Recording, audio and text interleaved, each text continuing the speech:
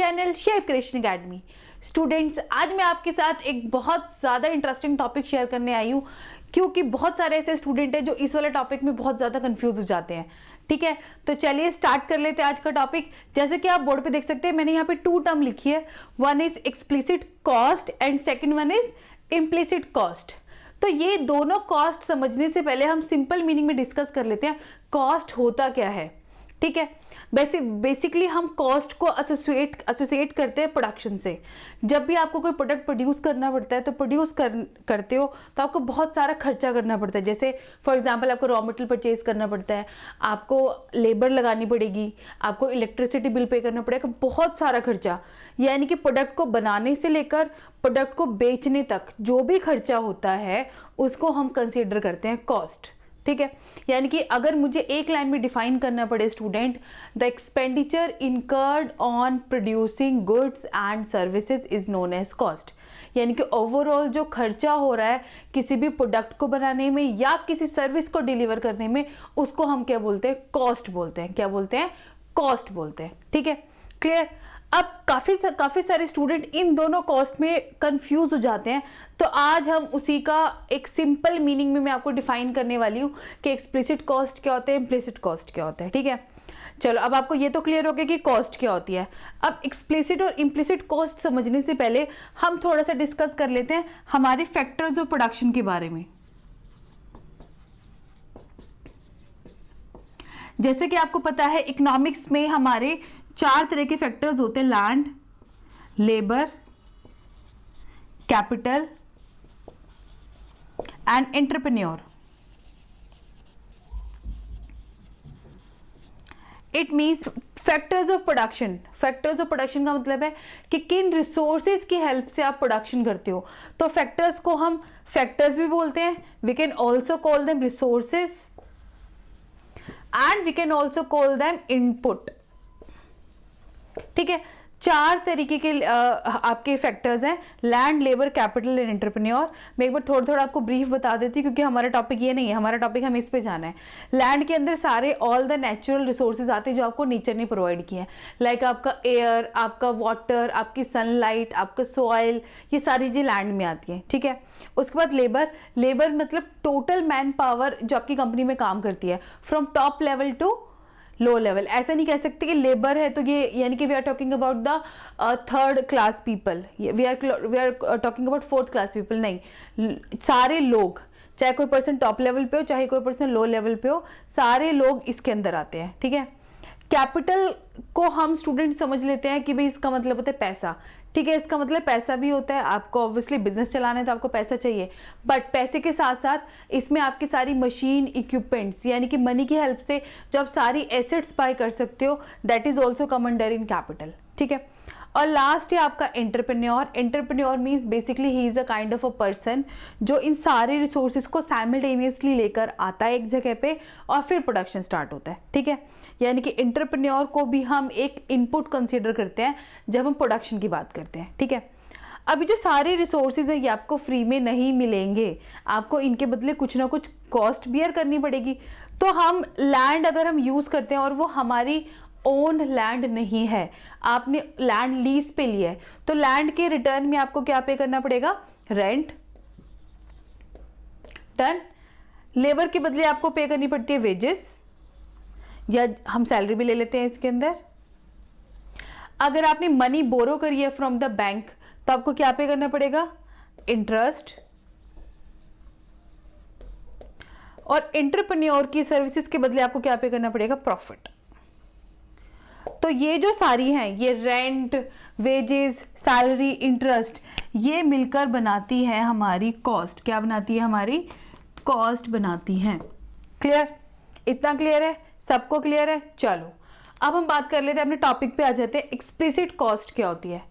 Explicit cost वो cost होती है जहां पे आप खर्चा कर रहे हो, आप खर्चा करेंगे तो आपको पेमेंट्स करनी पड़ेगी, और यहाँ पे एक्सप्लिसिट कॉस्ट में वो खर्चे आते हैं, वो पेमेंट्स आती है जो आप आउटसाइडर्स को दे रहे हो। आउटसाइडर्स को देने का क्या मतलब है, मैं वो बता देती हूँ।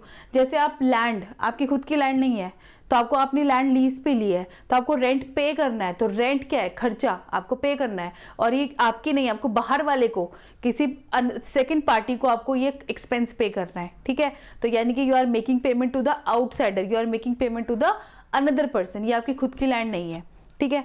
सेकेंड केस ले लो, लेबर। ऑब्वियसली अगर आप लेबर से काम कराओगे तो आपको इन रिटर्न क्या पे करना पड़ेगा, वेजेस पे करनी पड़ेगी, सैलरी पे करनी पड़ेगी। तो जो लेबर्स हैं, जो workers, they are also considered as a other person, they are also considered as a, कि वो बिजनेस के अपने लेबर नहीं, बिजनेस के बाहर से आप लेकर आए हो, ठीक है, और आप उनको वेजेस पे करनी पड़ेगी, फ्री में कोई काम नहीं करेगा आपके लिए, ठीक है। तो जैसे कैपिटल, अगर आपने लोन लिया तो आपको इंटरेस्ट पे करना पड़ेगा। तो ये जो सारे मिलकर जो कॉस्ट है, you are making this payments to the outsiders. तो एक्सप्लिसिट कॉस्ट में वो कॉस्ट आती है कि आपके सबसे पहले चीज जो रिसोर्सेज है वो आपके नहीं है, आप पेमेंट करोगे रिसोर्सेज को, अगर आप यूज करोगे तो आपको पेमेंट करनी पड़ेगी, और अगर आप पेमेंट कर रहे हो तो आपका खर्चा हो रहा है, और खर्चा क्या कहलाती है, हमारी कॉस्ट। क्लियर। तो एक्सप्लिसिट कॉस्ट को आप किस तरीके से डिफाइन करोगे, इसके अंदर वो वाली पेमेंट्स आती है जो आप आउटसाइडर्स को देते हो। एक्सप्लिसिट कॉस्ट में जो कैश है फर्म से बाहर निकल रहा है, किस बाहर जा रहा है, you are making cash payment. अब कैश पेमेंट आप क्यों कर रहे हो, कुछ भी हो सकता है, you are paying rent, you are paying wages, you are paying interest, आप इलेक्ट्रिसिटी चार्जेस पे कर रहे हो, आप कॉस्ट मटेरियल बाय कर रहे हो। तो ये जो सारी कॉस्ट होती है ये किसके अंदर आती है, आपकी एक्सप्लिसिट कॉस्ट के अंदर। आप अपने माइंड में ये बिठा लो कि रिसोर्सेज आपके खुद के नहीं है, इसीलिए आपको if you want to use that resources तो आपको कुछ सर्टेन पेमेंट्स करनी पड़ेगी आउटसाइडर्स को, और वो सर्टेन पेमेंट्स आपकी क्या कहलाएंगी, किस कॉलम में आएंगी, एक्सप्लिसिट कॉस्ट में आएंगी। यहां तक क्लियर है, ठीक है। अब हम बात कर लेते हैं इम्प्लिसिट कॉस्ट क्या होती है। इम्प्लिसिट कॉस्ट को अगर मुझे एक लाइन में डिफाइन करना पड़े, so it includes the cost of own resources. Own resources का मतलब क्या है, फॉर एग्जाम्पल एक एग्जाम्पल ले लेते हैं, ठीक है। ये एंटरप्रेन्योर है, एंटरप्रेन्योर आपको पता है जो बिजनेस स्टार्ट करता है पूरा टाइम पूरी एफर्ट्स बिजनेस में लगाता है। अब हमारे एक एंटरप्रेन्योर ने बिजनेस स्टार्ट कर दिया, अब वो पूरा 24 आवर्स अपने बिजनेस को दे रहा है, ठीक है। ऑब्वियसली अब खुद का बिजनेस है, उसको खड़ा करना है तो उसको 24 आवर्स लगे रहना पड़ेगा अपने बिजनेस के अंदर, क्लियर। बट अगर वो अपना बिजनेस ना संभालता, अब वो बिजनेस संभाल रहा है तो बिजनेस को प्रॉफिट तो दे रहा है, बट अगर वो अपने बिजनेस ना संभालता वो कहीं जॉब कर सकता था। वो जॉब होती सपोज 9 to 5 की, और वहां से जॉब करने के बाद उसको मिलते suppose 50,000 rupees, but because he is doing, वो अपने बिजनेस में काम कर रहा है, अपना बिजनेस जरूरी नहीं उसको 50,000 रुपए देगा, बट वो अपने बिजनेस में टाइम लगा रहा है, इसीलिए उसने जो वो जॉब वाला ऑप्शन है वो क्या कर दिया, फोरगोन, वो छोड़ दिया, जॉब वाला ऑप्शन छोड़ दिया। तो वो जो छोड़ने की कॉस्ट है, वो दैट अल्टरनेटिव जो हमने लूज कर दिया, वो जो छोड़ दिया, तो वो क्या हो जाएगी, cost. Clear. Because you are working in your organisation, तो अपनी कंपनी में काम करने के लिए जो आपने वो बेस्ट ऑल्टरनेटिव हो सकता है वो आपने छोड़ दिया, तो वो क्या हो जाएगी, कॉस्ट, कि आप अपनी कंपनी में खुद से काम कर रहे हो, ठीक है। इतना क्लियर है। और दूसरा एग्जाम्पल ले लेते हैं, अगर आपको ये थोड़ा सा ट्रिकी लग रहा है तो सपोज आपकी लैंड है, अभी तो फिलहाल एक्सप्लिसिट कॉस्ट में यू आर कंसिडरिंग कि लैंड आपकी नहीं है, आपने बाहर से लीज पे लिए तो बदले में आपको रेंट पे करना पड़ेगा, इतना क्लियर है। अब इम्प्लिसिट कॉस्ट में हम ये मान के चलते जो लैंड है वो हमारी अपना रिसोर्स है, ओन रिसोर्स। तो अगर आपकी अपनी लैंड अगर आप बिजनेस में यूज कर रहे हो तो आप लैंड पे रेंट पे नहीं करोगे, यानी कि आपकी रेंट की कॉस्ट बच गई, क्लियर हो गया। बट अगर आप इस लैंड को अपने पर्पस के लिए यूज ना करते, आप इस लैंड को किसी और पर्सन को देते और वहां से आपको रेंट मिलता सपोज 25,000 रुपीज, बट वो 25,000 रुपीज आप छोड़ रहे हो बिकॉज आप उस लैंड को अपने पर्पस के लिए यूज कर रहे हो। तो अपने पर्पस के लिए यूज करने के लिए आपको वो जो 25,000 कॉस्ट आप छोड़ रहे हो उसको हम बोलते हैं इम्प्लिसिट कॉस्ट, ठीक है। तो दोबारा से मैं डिफाइन करती हूँ, तो इम्प्लिसिट कॉस्ट के अंदर ये ठीक है, हमने ये मान लिया कि हमारी जो कैश है वो फर्म से बाहर नहीं जा रहा, आज आप कुछ पेमेंट्स बाहर नहीं कर रहे, जैसे लैंड आपकी है तो आपको रेंट पे नहीं करना, यानी कि फर्म से पैसे बाहर नहीं जा रहे। बट यहाँ पे हम ये मान के चलते हैं कि अगर वो लैंड अगर आप अपने पर्पज के लिए यूज करते तो still you gain something, but आप वो जो गेन है वो छोड़ रहे हो, वो लूज कर रहे हो, फॉरगॉन कर रहे हो, बिकॉज आप उस लैंड को अपने पर्पज के लिए यूज कर रहे हो। क्लियर, समझ में आ गया, ठीक है, डन। हाँ जी स्टूडेंट, तो अगर मुझे डिफाइन करना पड़े तो एक्सप्लिसिट कॉस्ट के अंदर आती है द कॉस्ट ऑफ रिसोर्सेस, और वो जो रिसोर्सेज है वो आपके नहीं है, not your resources, not your own resources, ठीक है। तो if you are using that resources, तो जो आपको कॉस्ट बेयर करनी पड़ेगी, that becomes your explicit cost, यानी कि ऐसे रिसोर्सेज की कॉस्ट आती है जो आपके नहीं है, not your own resources. Clear? तो ऑब्वियसली अगर आप आउटसाइडर्स के रिसोर्सेज यूज करोगे तो ऑब्वियसली फ्री में तो वो आपको देंगे नहीं, आपको सर्टेन पेमेंट्स करनी पड़ेगी। सर्टेन पेमेंट्स करोगे तो कैश आपकी फर्म से निकल के उन आउटसाइडर्स के पास चला जाएगा। तो इसमें आप ये लिख सकते हो कि आपका जो कैश है, कैश आउटफ्लो हो रहा है। क्या हो रहा है? कैश आउटफ्लो हो रहा है, आपके बिजनेस से निकलकर कैश जा रहा है आउटसाइडर्स के पास। यहाँ पे आउटसाइडर्स का मतलब क्या है? जो हमारे रिसोर्सेज के ओनर हैं, किस, ठीक है। जैसे रिसोर्सेज के ओनर, जो हमारे लैंड का ओनर होगा उसके पास जाएगा। अब लेबर उनके पास जाए, लेबर क्या है? वो अपना काम कर रहे हैं, वो अपने काम के मालिक है, तो उनके पास उनकी वेजेस जाएगी। बैंक है, बैंक ने हमें लोन दिया है तो उनके पास इंटरेस्ट जाएंगे। क्लियर? इतना क्लियर है? अब इसमें एग्जाम्पल क्या आएंगे?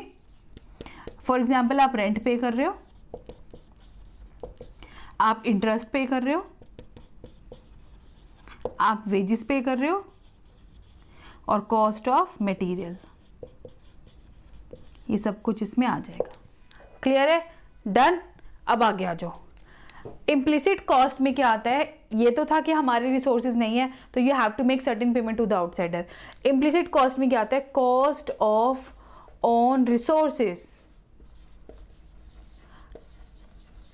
आपके अपने रिसोर्स की कॉस्ट विच यू, जो आप क्या कर रहे हो? फॉरगोन, जो आप छोड़ रहे हो, फॉरगिव, फॉरगोन, जो आप छोड़ रहे हो, ठीक है। You are losing that. Why? Because आप उस अगर रिसोर्स को बाहर कहीं यूज करते तो वहां से आपको कुछ ना कुछ इनकम होती, बट वो इनकम आप छोड़ रहे हो बिकॉज आप उस रिसोर्सेज को अपने पर्पस के लिए यूज कर रहे हो, ठीक है। अब यहाँ पे आप अपने पर्पस के लिए यूज कर रहे हो तो आपको कोई कॉस्ट बेयर करने की जरूरत नहीं है, यानी कि यहाँ पे जो कैश है आपकी फर्म से बाहर नहीं जा रहा। तो ये था कि कैश फ्लो हो रहा है आपका, बट यहाँ पे आप लिखोगे नो कैश आउटफ्लो, बिजनेस से बाहर नहीं जा रहा, फ्रॉम द बिजनेस, ठीक है। क्लियर है? और इसका एग्जाम्पल क्या आ जाएगा? Cost of on land, cost of on land if, अगर आप उसको यूज करते, यूज करने के लिए देते, यूज टू आउटसाइड, अगर वो आउटसाइड यूज होता, ठीक है। आप जॉब ऑप्शन लूज कर रहे हो, छोड़ रहे हो जॉब ऑप्शन, क्योंकि आप अपना बिजनेस संभाल रहे हो खुद का, ठीक है। तो ये, और हाँ एक और चीज, जो इम्प्लिसिट कॉस्ट होती है स्टूडेंट, उसको हम अपॉर्चुनिटी कॉस्ट भी बोलते हैं, इसलिए मैं यहाँ पे लिख देती हूँ अपॉर्चुनिटी कॉस्ट। ये आपने सबने सुना होगा अपॉर्चुनिटी कॉस्ट क्या होती है, बट कई स्टूडेंट को ये नहीं पता होता कि अपॉर्चुनिटी कॉस्ट को ही हम क्या बोलते हैं?